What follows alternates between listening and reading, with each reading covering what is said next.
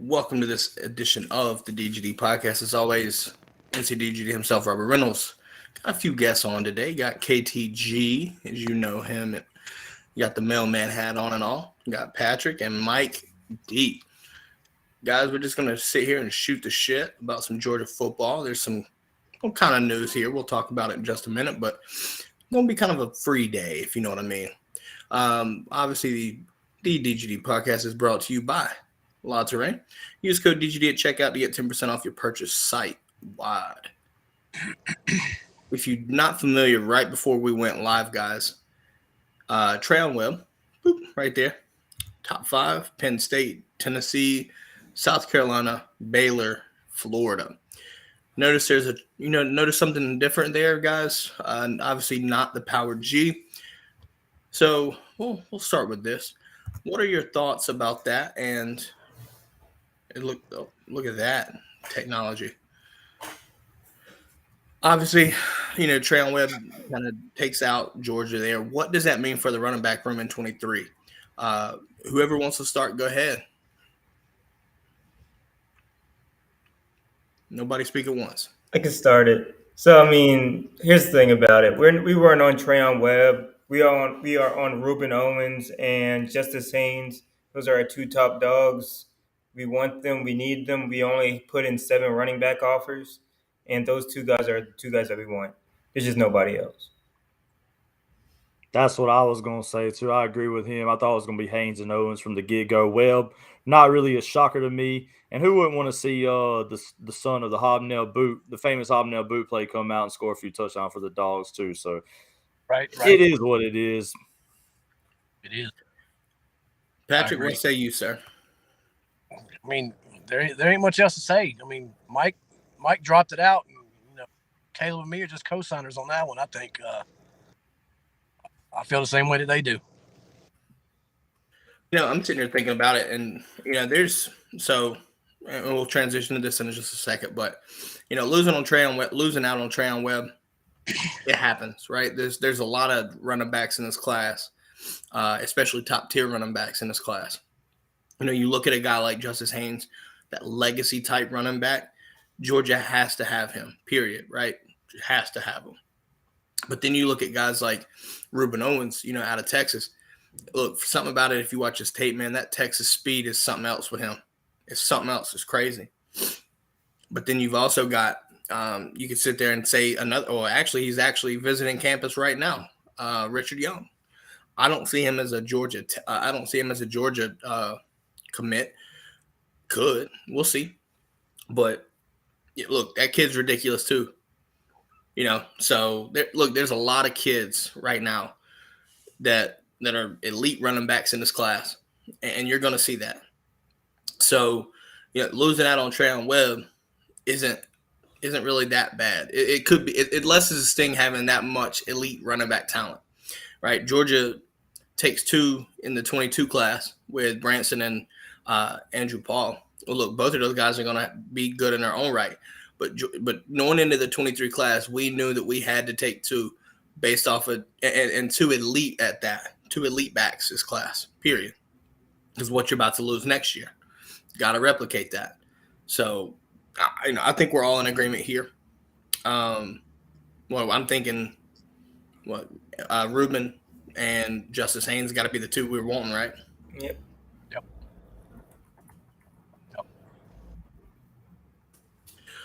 Excuse me. Sorry, guys. So, obviously we're sitting there talking about Richard Young, right, being one of the visitors this weekend. But there's a lot of visitors this weekend. And I think, if you're not familiar with some of these folks, it's going to get interesting because you're looking at some elite talent. But first, let's hop over to the brigade, and we're going to see what's going on here. Tanil, hey, go Dogs, Tanil. And Joel Sanders, hey, brigade, happy Friday. Happy Friday as well. And go Dogs, Joel. With that being said, though, guys, there's a visitor list. It may not be as star-studded, if you want to say, for, as it was last week. But nonetheless, there's a ton of talent here in Athens this week. Obviously we talked about Richard Young. And there's a lot more outside of that. You look at guys like Jamal Jarrett, right? You know how high I am on him. He's there. You have Carnell Tate, which is a big receiver, right? And we'll talk a little bit about this with Coach BMAC. Big time receivers, guys. Big time receivers. Who are you most looking forward to this visit for this weekend, guys? Who's your most anticipated to hear about? And when all things are said and done, Jamal, me. I'll say a different name, as it seemed like I have two agreements on Jamal. I'll say AJ Harris. I mean, people don't understand what we're losing next, possibly losing next. I mean, we're losing Ringo. We could be losing Tyke. We could be losing Poole. We could Chris be Smith. losing Chris Smith. I mean, yes, we had a really good DB class in 2022, but we need to replicate that. I mean, we're losing so many starters, and that these new starters that are coming up, that needs to they need competition behind them. I mean, we can't rely on saying that Singletary, Everett, all these newer guys that are coming in, Malaki, that they're just going to run it and no, there's not going to be any competition behind them. They need to be pushed. They need to be pushed. They need to be pushed. And I don't know if y'all saw that from the coach Kirby talking about that. There wasn't leadership on Tuesday. That was his number one thing. There needs to be more leadership, and that needs to be progressed. You know, it was pretty interesting, right? Like, I think you look at what Kirby said after that practice, and to me, you know, we know how Kirby can be, right? Like he's gonna say things like this to get his guys focused, right? Even last year, right? Even last year with the guys that we had, there were still leadership questions that he had. So I'm sitting here thinking about this. I'm like, you had Nakobe Dean, Jordan Davis, Devontae Wyatt, and you still have trouble with leadership. Like things like that. It's a motivational pitch. But to this point, you know, I think he's trying to get a fire lit under certain guys. I think you look at guys like Ringo. I think Ringo being a junior or a redshirt sophomore now, I think. Yeah, base 30. You know, listen, he's going to be one of the leaders in that secondary with Chris and Tyke. More so Chris, I think, would probably be there. So you're going to sit there, and he needs those guys to step up and take accountability, right? You saw last year alone with Nakobe, his accountability, right? Nakobe and Jordan, they were policing guys the way you should expect them to. But at the end of the day, the younger guys were policing everyone as well. Everyone policed everybody the same way. And honestly, that's the kind of culture that you're wanting to instill. Honestly, I think you could look at it as a pitch to the freshmen to say, hey, look, this is how we roll, right? We need that leadership, and it's going to trickle down to everybody. Mike, KT, what do y'all think about Kirby's comments? Like, how do you see them? Well, and it's like you said, man. I think a lot of that is a motivational thing. Is to get some of these older guys that weren't so outspoken last year to start speaking. You know, I lived with a coach my whole life, and he did the same thing.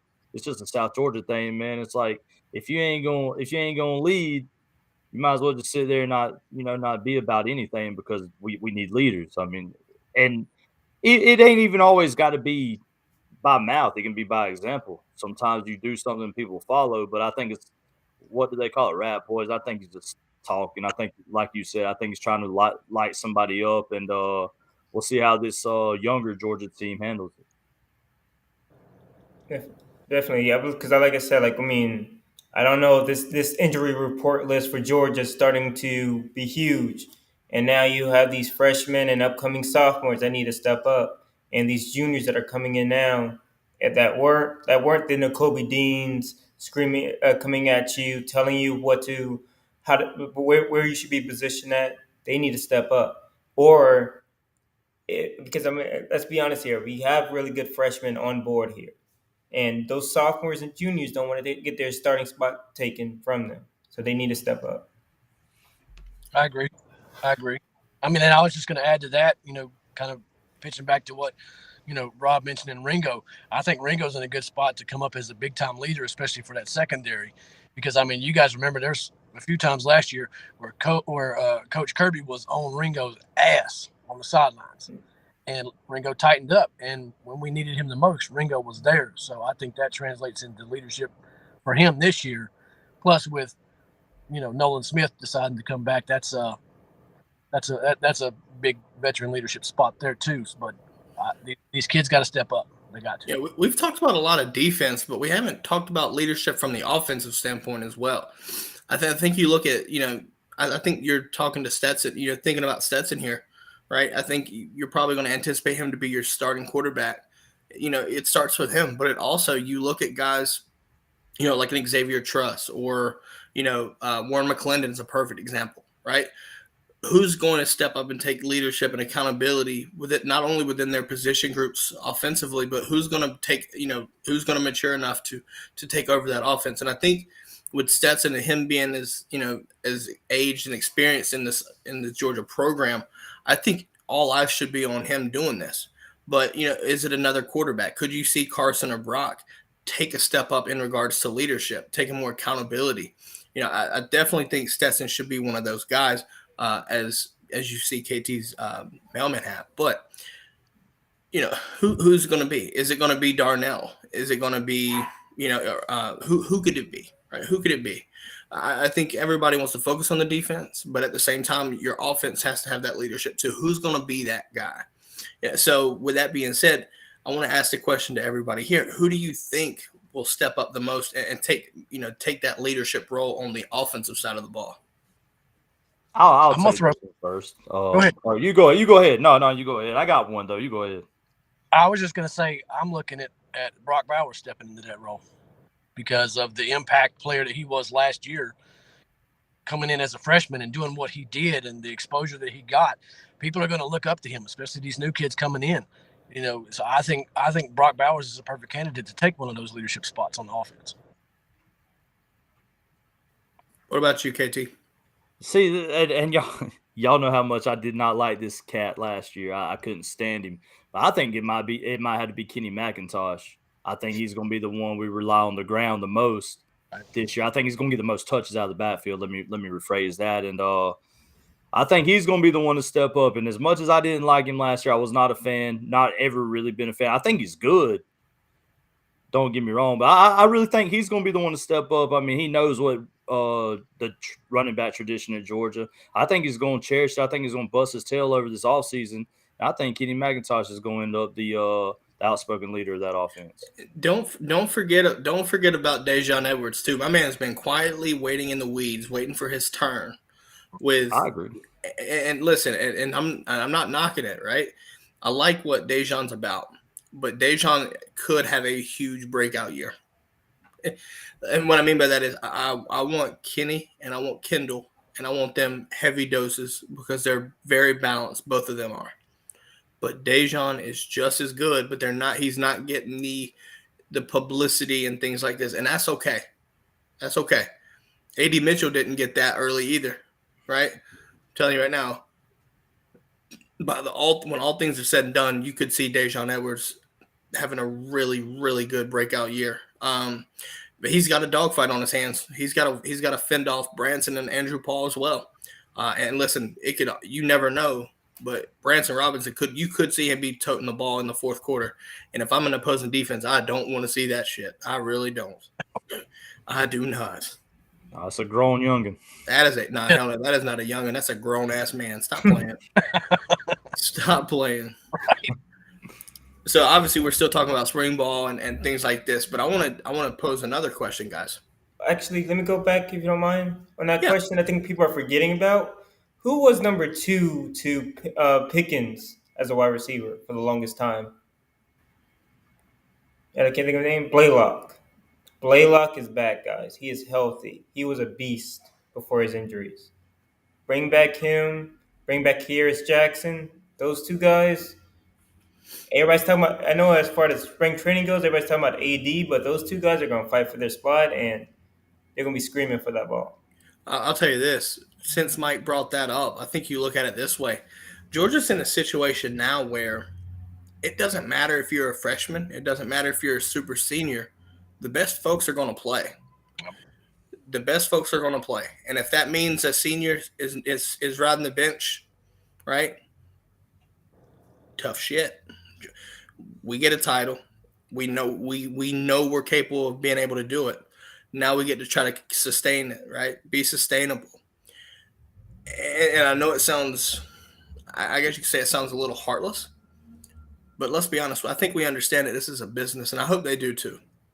And there's no love lost with this, right? And in my philosophy, I think that's the case. There's no love lost for these guys. If they leave, I get it, right? Like Jermaine Burton, that fucking hurt. It really did. But at the same time, it's a business decision. And, this is where keeping business and personal, it matters so much. Because for me, I hated the fact that people were sitting there bashing him for going to Alabama. I understand that he goes to your rival and, somebody you just beat. I get that. But if you look at what Bama's about to do, you have J-Mo and Mechie. You had Devontae Smith, Henry Ruggs, Jalen Waddle. And the way they facilitate the ball to the receivers, why would you not? If Lad McConkey was taking reps from Jermaine Burton because of the injury, right? Go there where you're going to be targeted, you're going to get fed the ball, your stats are going to get up, and you're going to get drafted, and you might see him in the first round, right? If you stay healthy. It's a business decision. We did the same thing with Jermaine Johnson when he left. Jermaine Johnson left, goes to Florida State, betting on himself, and becomes ACC Defensive Player of the Year, and is going to be a first-round pick. Let's be honest. He's going to be a first-round pick. This is just the nature of the beast right now with guys leaving. You have Jalen Kimber going to Florida. Major Burns goes to LSU. Tyreek to Miami, right? It just happens. It sucks to see people leave, but it's business. So, and listen, we're not done, right? There's going to be more guys leaving. It's just a situation we're at right now with scholarship spots and all that stuff, the logistics of that. People are going to be leaving. It's just a matter of who. We don't know yet. But good luck to them. Just the way it goes, right? With that being said, though, that also opens up the potential for guys to come up, slot up an extra spot, and fight for a starting job. So the question I'm going to pose here, what position group are you most excited to see in regards to a competition? We'll let Patrick, if you want to go first, and then Mike and KT, either way. To me, I'm anxious to see what happens in that quarterback room, because we all know Stetson has earned that spot. Stetson is that guy. He did what, let's be honest, the majority of us fans did not think he could do last year. He got us to the Natty and won it. But I think so that spot's his. But I think people like Brock are going to fight to try to take it from him to get their moment in that sunshine. And I think it's going to make all of them better because of that. So I'm just interested to see how it shakes out after a few weeks of the season, if Stetson really is still that guy. I think he can be, but I know Brock is hungry, and I'm sure Carson is too, and so on and so forth. So with that being said, Patrick, who do you think takes the job? If you're a realistic expectation, who do you think gets the starting job? To me, right now, I still say it'll be Stetson, but fair. I think if Stetson hiccups really at all, I think Brock could be right there to take it from him. I really do. Yeah, I mean, I think you look at the leash especially with looking at the quarterback position, right? A lot of I think everybody was led astray and felt some kind of way about this last year. But going into the offseason, all the hype was on Carson Beck. Really looked the part. I think we knew it was JT's team. You sit there, you look at Carson Beck, you're like, oh, yeah. And then Kirby goes out and says he's our backup. And people were like, let's go, right? Let's go. That's what we've been waiting for. And then JT gets hurt or is playing hurt in the Clemson game, and he takes the game off for UAB. That Friday, I want to say that Friday, then you sit there and you hear that Stetson starts over Carson Beck. And a lot of people got rubbed the wrong way that at that point. But you have to, at this point, you have to trust Kirby Smart. Like, you have to. Because a lot of, and in the past, I get it, right? The whole Fields from situation, I get it. right? Overplayed. We're not bringing that shit up. Just saying. But now that you sit there, you make the calls, and you win a national title, you have to kind of take that for granted. You can't take it for granted and just say, "Oh, he's making a terrible decision." It paid off with a national title for us. I think in my opinion, I think it's an open competition. You have to do that, right? It shouldn't be anything concrete. And, honestly, Stetson probably has the upper hand. But at the same time, you have to trust Todd Monken as well to know what he's got in that quarterback room. Because Brock Vandegrift, took that red shirt. He took a red shirt year last year to sit there and understand the offense. And that's paying off. And Carson Beck, another year in the system. That's got to be paying off at some point. So this quarterback competition should be juicy, right? It should be really juicy at that. But I'm kind of with you. I think Stetson's going to have it. But definitely think that it's a good situation to have, right? Where you have that much talent in that room. KT, what is your position? What is your position battle that you're more focused on? And what do you think the result will be? I'm interested in the wide receiver core, man. I mean, you lose Pickens, obviously. You lose Burton. Like he said, Blaylock's coming back. Kier's coming back. Ladd's coming back. We haven't mentioned Mr. Gilbert. And that's the one first of all, I'm interested to see if he can keep his head on straight this year. Because that man, we all know, he's a monster. We know the talent is not a question. I honestly think he's going to be on the other side of AD when it's all said and done. Now the slots where we got the problem, or not the problem, a good problem. Is it going to be Blaylock? Is it going to be Kieris? Is it going to be Laddie Boy? And y'all know where I'm leaning. Y'all know I'm naming my first son Ladd Bennett Whitaker. That's his name. Dead serious. Honestly, I want to see Blaylock win it though. I want to see Blaylock win the job. As much as I love Ladd, as much as I love what's his name? Kieris. I want to see Blaylock back. I think Blaylock, with the hurt knee, I think he's ready to come back.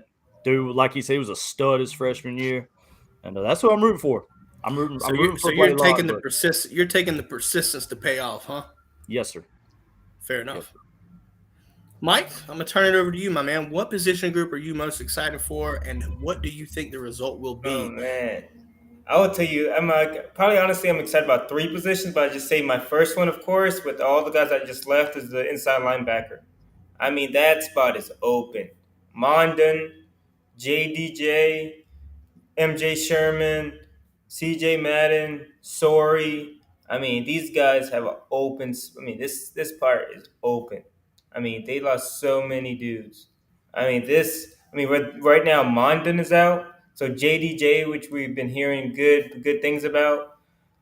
Sorey could be a next step up coming from his freshman year to sophomore year, and then I'm pretty sure we're forgetting about a beast that came from that was a freshman that we're still waiting on hearing about. But I'm still gonna keep my eye out on him, but I'm not gonna say his name. I see if he comes out and beast out, but I think we're gonna hear his name about camp. Maybe the next time I come in, I'll say his name. But let's see on that. Then there's a guy named Ryan Davis. That's gonna be from his sophomore year, from his third year, going to his senior year as a redshirt junior. And so there's so many spots. I'm with you. I think it's going to be hard to replicate that, right? It's going to be hard to replicate what you have with Nakobe Channing and Quay. And honestly, I think the way Kirby's recruited and Coach Schumann has recruited the staff and Coach Uzo now as well, they're building it for long-term success, right? They know what they're looking for. They're going to go out and get these guys.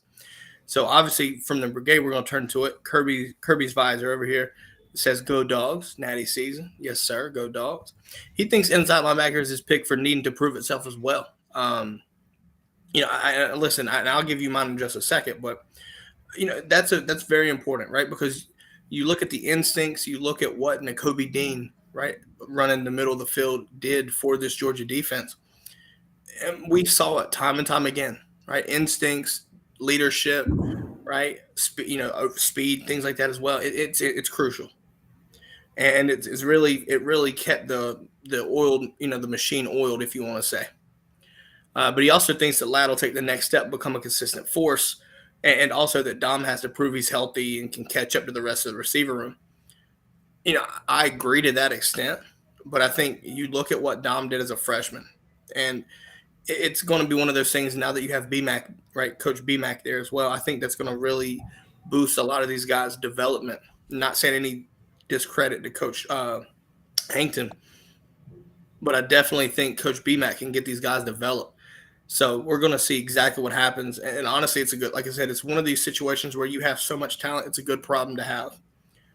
But I'm going to take over here. I want to see that that cornerback 2 position group. I want to see who wins that, because there is a dogfight waiting to happen. And you've got Kamari Lassiter, you've got Nyland Green. I mean, you can also throw in Jaheim when he comes on campus. You've got Julian Humphrey that can sit there. You've got just a plethora of guys. But if I'm looking at it right here, honestly, we're going to see the rotation. You know how it goes. You're going to see that rotation. Give me Nyland Green in a dog fight. It could go either way. I think you could see. I'll be happy with either Lassiter or Nyland Green, but I think you might see Nyland Green. Look, the kid's big. All right, kid is big, and he can cover. So it's going to be interesting to see what happens there. But I think if either way, like I said, I'm happy either way. But it's going to be fun watching that position group. And listen, we haven't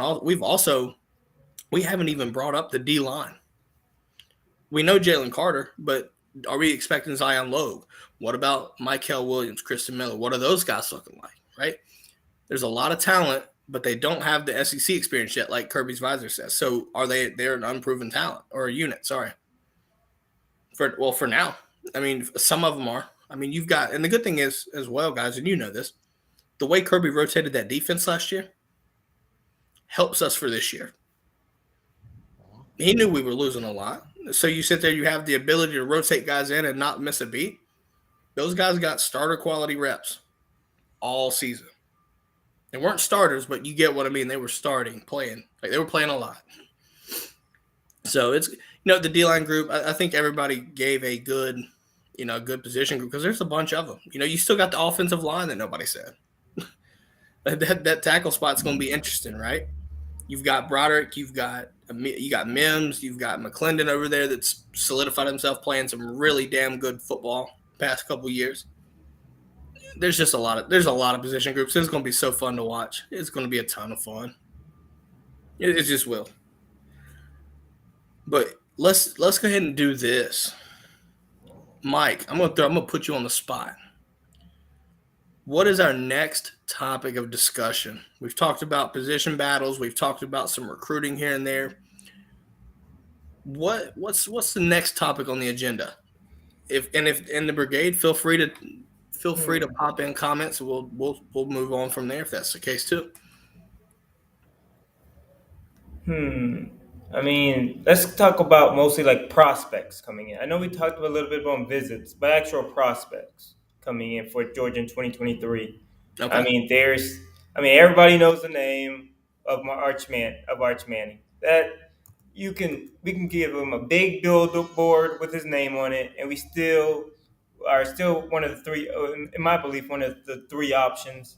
But let's say here, like, that's what the name that everybody's talking about. But again, we have to talk about Aguero. We have to talk about there's so many names. Your guy, Caleb Downs. We have to talk about. I mean, that's just talking about from a safety position. I mean, people from the wide receiver position with BMAC trying to bring in Enos, trying to bring in so many wide receivers. Let me go through this. So a little small grouping of lists of wide receivers that we're trying to bring in here. Raymond Cottrell, we already know. He's still going to visit, but he's still a commit currently. We're talking about Carnell Tate, top 3 wide receiver. I mean, this is what BMAC did. BMAC came in day one, saw the list of prospects that we had, and it was like, nah, bro, we're not doing this. We're going to get top 10 talent visiting Georgia. And that's just the grouping that he wanted to do. And that's just and that BMAC just brought in a new preference of that we can get top 10 recruits. We can get more of the Pickens. We can get more of the Blaylocks. We can go and get these guys consistently. And with the help of Todd Monken and what type of system he honestly wants to bring and spread the ball around, we can get these guys. We, depending on with our defense, if our defense has somewhat of a drop off from like instead of averaging nine points on opponents, giving up 9 points, or giving up, let's say, around 20 points this year. From an offensive standpoint, we can still score more points. I mean, and that we can still have these guys going into the draft. May not be a first round pick as an offense, but be in the top 3 or 4 rounds. I mean, Milton, Pickens is going to be a first rounder.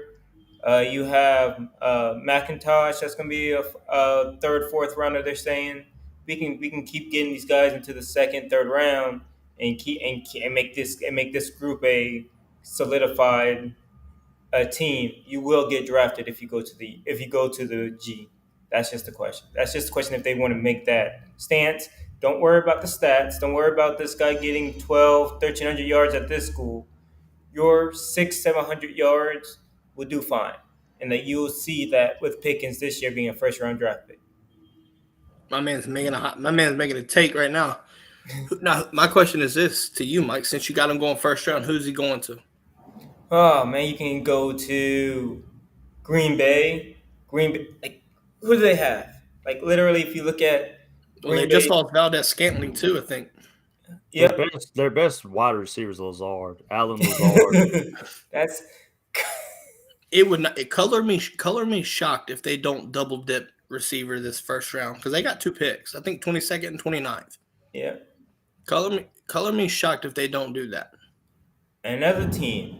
If Pickens goes to this team, they win the offensive team of the year, and that's Kansas City. Why can't you go to Kansas City? They just lost Tyreek Hill. Kansas City's going to need a receiver, so you're right. Exactly. If he goes to those 2 top scoring teams, people will remember the G in his name. That's just that simple. I mean, I'm just thinking about those 2 teams. Well, because Kansas City's already got McCole. So yeah, McCole Hardman. Yep. And just imagine, guys. Think about this. DeAndre Swift could have been a first-round pick to the Chiefs, but they took Clyde Edwards-Helaire. Don't get me started on that. I'm still pissed. Don't even get me started. And Just imagine if they had DeAndre Swift as well. Now he's wasted in Detroit. I mean, yeah, and that's why I'm hoping that Georgia players never go there again. Shit. It's just terrible. Matt Stafford. Hey, at least Matt got away in time. He did. And he won a natty. I need to know why KT's so upset about the Detroit. Well, first of all, I got a buddy who's a big LSU fan. And when Clyde got drafted to Kansas City over DeAndre's like, I told you he was a better bag. I was like, no, he's not, bro. I don't give a shit who they drafted. DeAndre's a better back. So DeAndre didn't do anything. Well, quietly, DeAndre's last year at Georgia, he rushed for over 1,000 yards. Not many people realize that because our offense was terrible. But he rushed for over 1,000 yards. He rushed for like almost 1,200. I was like, bro, in that terrible offense, Clyde ran for 1,800 that year. Cool. But look who they had. Like, it just gets under my skin. I hate LSU and I hate anything about that program. So it's about as bad as Miami. At the time because like Edwards-Helaire was a really nice back, but if you look at Swift carried our offense, and he could do it both. He was very versatile when it comes to receiving or running, right? So I was sitting there, I was like, Kansas City's got to be this pick, man. It got to be the pick where Swift comes in the first round. You know what I mean? And then next, they pick Edwards-Helaire, and I'm like, what the fuck, man? Next thing you know, then I think the report, if I'm not mistaken, Mahomes handpicked Edwards-Helaire, if I'm not mistaken. So I was like, oh, come on, man. Look who Mahomes picked as his wife. Are we really going to get into this? No. Okay. I mean, you can't help your brother, though. So, I mean, it is what it is. But it is what it is. Man. Neither here nor there. Nope. But no, there's talks, man. I don't know if y'all keep up with mock drafts and stuff. There's talks that the Falcons could be drafting Pickens in the second round. He's not gonna My make it that thing far. is, can the Falcons do the competent thing and draft a Georgia player? I don't think so. It's just not. Don't do it. They'll draft Mechie over Pickens. Watch. Like that's just another thing. Like, obviously it's nice to see Georgia guys going anywhere, but I think a lot of fan base, there's a good portion of the fan base, I should say, that wants to see Georgia players play for the Falcons. Obviously Lorenzo Carter's going back to Atlanta, right? So there's some Georgia ties right now finally, but this whole Atlanta draft process, man, they've been gladly taking LSU players, Bama players, and I'm just sitting there thinking about like your franchise currently is a shithole right now. So tie that into the fact that there's so many Georgia players this year that's going to go not only in the first round but easily the top 3 rounds. It wouldn't surprise me to see almost 10 players go in the top 3 rounds. In the first 3, honestly. Whoever gets these guys is going to be happy, right? Like, just going to be happy.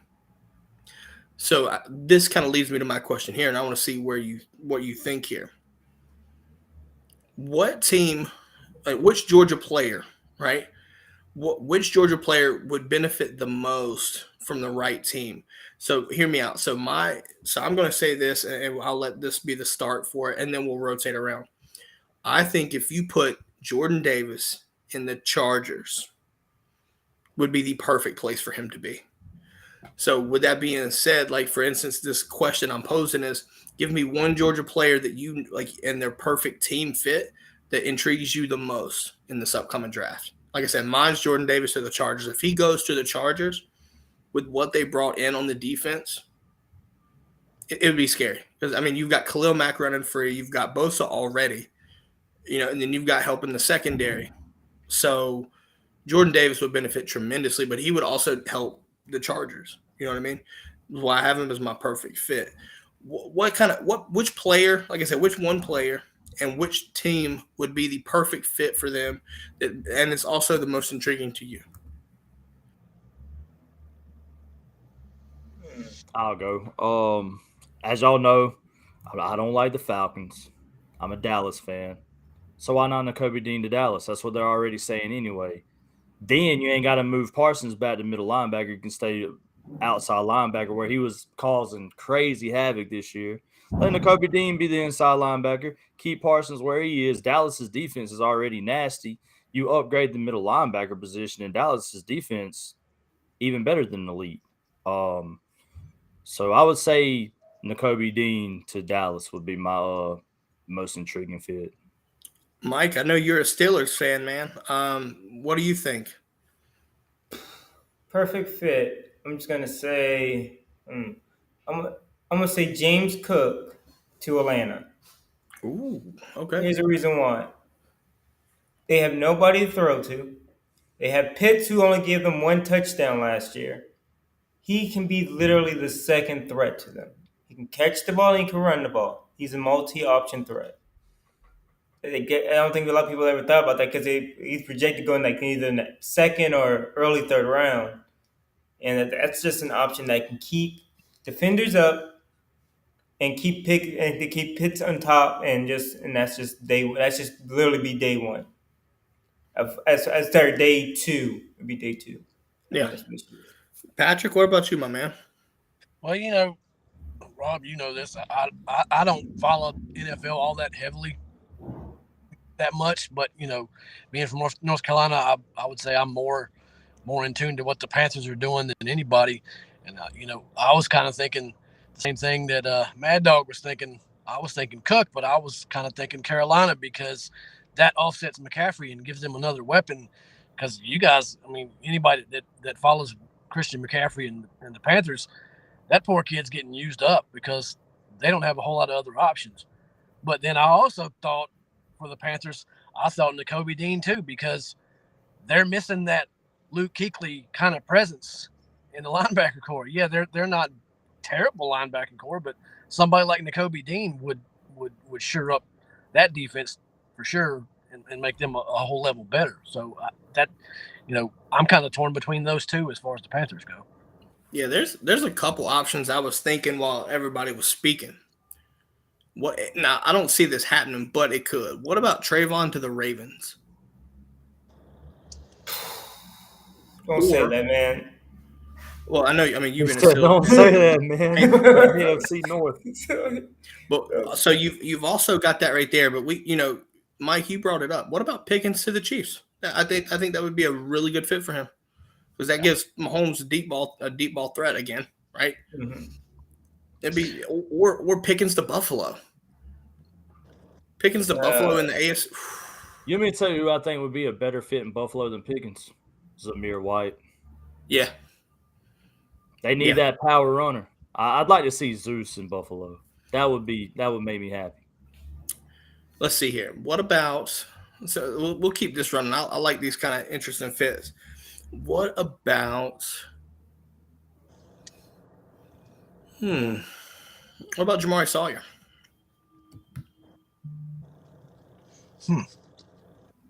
I'll give you mine. Tennessee. I was Cincy too because Burrow needs to stay off his ass more often. Well, I know they took Lyle Collins from y'all. He's trash.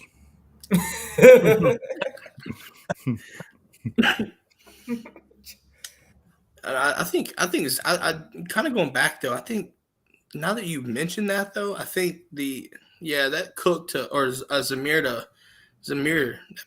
that'd be interesting in Buffalo. You could look at Devontae White in Buffalo too. Honestly, think about it. Buffalo was super close to winning the AFC, the AFC stuff championship last year, and lost it to defense. Take a guy like a Devontae White if he's there. I don't see him being there, but you get what I mean. Like Devontae or Quay Walker or something like that, right? Quay Walker is another guy that like a lot of people were kind of sleeping on. Quay Walker at maybe a place like, let me think here if I give you a spot. I think Quay Walker would fit well out west. Maybe put him on the Rams. Try to cover Debo a little bit, like Debo in the slot or something like that. Like there's a lot of speed out there in the NFC West. What would y'all think about Quay Walker? Where do you think he'd be fitting in best? I like Quay Walker in Tennessee. I liked him in Tennessee. I don't know why. It just seems right. I think it's because Clay Walker, I'm thinking of Nashville. Maybe. The singer, Clay Walker. Maybe. Y'all know country music? Oh, I know you're talking about. What y'all doing? I got you, Caleb. But I guess that's why. I mean, I think Quay Walker. I think Clay Walker, Nashville, country music. Hey, I don't know. It just sounds right to me. That's all I know. Mike, since your team is the Steelers, what Georgia Bulldog would fit best for the Steelers? Nakobe Dean. We need an inside linebacker. Like that's. Do you think that the Steelers could take him in the first round? Do you think they would? Yes. And here's my reason why is that they need to suffocate. The reason why I'm saying is that everybody keeps talking about, well, Georgia needs a new quarterback. They got a decent one. I'm not saying they're not going to – they got a decent one. They had so many spots to fill. They have an offensive line, which they did very well in getting free agency. They figured out a few DBs, and now the biggest thing they needed was an inside linebacker. Or they use Nakobe Dean, if they wanted to, on the outside as an edge. Because he's not a huge dude, so they can use him on the edge and help him out with TJ. See, I could see Dean there, but I think you put Dean for what he's worth and keep him in middle linebacker and run that defense. You put him on the edge, he becomes a liability, in my opinion, just his size. He's a little bit, the size is already in question. But if you sit there and you have the right guys, right, you have the right defensive front, you can see what he's capable of. He can run free. He has the athleticism to make plays. Keep him inside and let him be that. Yeah, listen, there's another great, outstanding linebacker back in the day called Ray Lewis that he was kind of undersized apparently too. And you see how that turned out. And I'm not comparing the two, but I'm just showing you that size always doesn't matter. So when it comes down to it, Nakobe Dean could fit very well. I think he's going to be a great inside linebacker, just very instinctual. And those instincts allow him to get to, make plays. You watched a lot last year, right? A lot of the time, and we saw this with LeCount before. LeCount was always moving first. He moved first. And we saw that this past year where Nakobe moved first. It came seamlessly with him. That's gonna create that has the potential to create a really long, successful NFL career. Simple enough. Right. Just that's just my now the main question. I think we're gonna wrap this up here. I want to do it right. Jake Camarda, where does he go? He's gonna go in the 5th round. I'm calling it. Give me the Colts, fam. Give me the Colts. I want another McAfee. Put him over there with Rod. I like that. Oh, shit, that'd be fun too, wouldn't it? I like that. Look, my man can kick the shit out of a ball though. So Man. that might be too tough. That might be too tough. Yeah. Oof. I don't know. Look, this NFL draft's about to be wild though. That's all I'm gonna say. Yeah, I'm excited. And just wait till Jalen Carter next year. Like Keely Ringo next year. You know it's coming. You know it's coming. Guys, I think we're going to wrap this up here for the day, man. Look, I had a blast with y'all on here. KTG, I'm going to let them know about it, man. Let them know where they can find your content. You can find me on Facebook Gaming at KTG13TV or over on Twitch at KTG13TV. Actually, I have a user game in about an hour. Y'all want to come check me out? We're playing Texas. I'll be in there cutting the fool. Y'all know how it goes. So right there, Facebook Gaming, KTG13TV. You get bonus content with Rob and Patrick too, because they're always in there cutting the fool with me. So y'all come check me out. Like I said, 2 Eastern, I'll be live. So come check me out over on Facebook. All right, boys. With that being said, we're going to make one more comment here. Make sure to join the Discord, discord.gg/Bones Brigade. Also, become a Patreon subscriber, patreon.com/DGD Podcast.